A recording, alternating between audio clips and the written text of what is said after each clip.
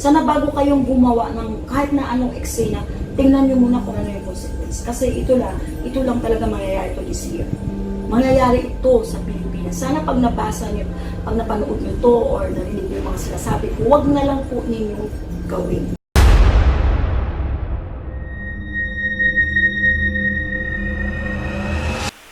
Hello po mga ka-PTV, sa video na ito ay tatalakayin natin ng pagtangis ng mga Pilipino sa paparating na dilim. Pero kung ikaw ay hindi pa nakasubscribe sa aking channel, baka naman.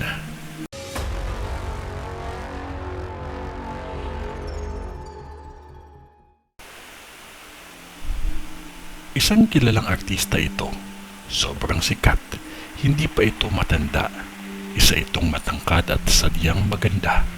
Nakikita ko na bigla itong masawi dahil sa lakas at tindi ng impact ng aksidente. Madaming nalungkot dahil sa sobrang galing nito sa pagganap sa mga pelikula o hosting. May isang kilalang mga awit at kasalukuyan mas kilala siya sa paggawa ng content sa YouTube. At magaling din ito umarte at kumanta. Isang pangyayari na matawag nilang aksidente, ngunit ito ay may kinalaman sa krimen. Nasawi ito.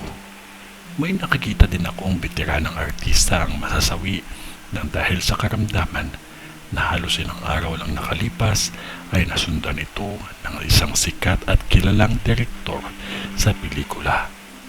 Ang dalawang veteranong artista ay kinasawi nito ay atake mismo sa araw ng shooting. Nasugod ito sa ospital, ngunit hindi na ito kinaya pa at ganun din ang isa, karamdaman ang dahilan. May nakikita akong isang lalaking artista. Hindi ito veteranong artista, ngunit sobrang sikat ito. Sadyang kilalang kilala at hanggang ngayon, siya ay aktibo sa mga teleserye na halos matataas ang rating. Lalaki ito at sobrang sikat talaga. Ay nakikita ko na maaksidente ito ng biglaan sa kanyang shooting. Ngunit matindi ang epekto sa kanyang kalusugan. Sobrang sikat ito at hindi pa ito matanda. At may nakikita din akong dalawang vlogger na kilala ang biglaan na lamang masasawi ng hindi inaasahan ng lahat. Maiksi lang ang buhay natin sa mundo. Huwag nating sayangin sa walang kabuluhang bagay. Lagi tayong mag-ingat at huwag makalimot ang manalangin palagi. Sa ngalan ng Diyos Ama, ng Diyos Anak, at ng Diyos Espiritu Santo.